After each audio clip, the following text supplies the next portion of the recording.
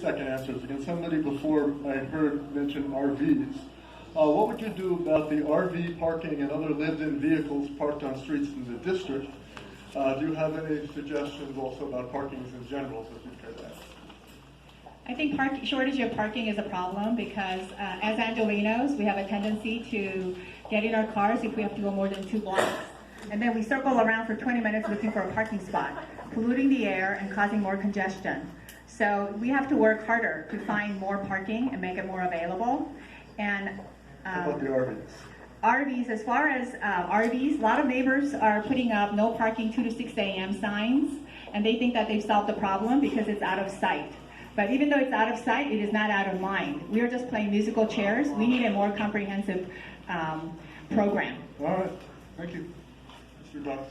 Hi, Jeff Dark. So with the RVs, this district has been really good about, not being sarcastic, putting up where you can't park without telling anyone where you should park. And people in cars and RVs, they need to have a safe, secure parking. And if they're all together, they'll be safer, we'll be safer, and we can start having people reach out to them to get them out of their vehicles. Right now, we're just moving them around. That's not a solution. And with regard to parking, the city really needs to have a smart parking app that's not private, it's city, so that we can connect with our meters. And it's not a gotcha, so you get these expensive tickets. Sounds simple, but it'll make our lives a lot better for this quality. Okay. Mr.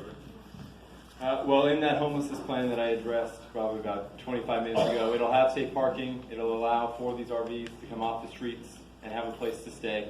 But I think in a greater context, we need to talk about mobility. That's transitioning the Orange Line to light rail, enough with the throwing money at it, making it, bus rapid transit with train guards on there. But I'm also a proponent of the North San Fernando Valley bus rapid transit option 1 that would connect the east to the west of the valley through CSUN.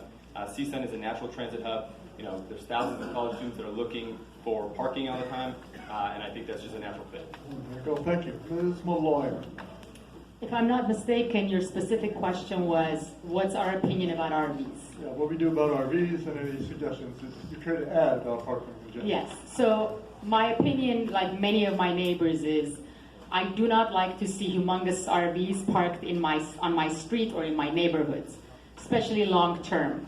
And I do feel that the city needs to come up with a plan. We have humongous parking lots that are empty, privately owned, to give them incentives where these RVs can go park, and neighbors will be happy and they would feel safe. Thank you. All right. Now we're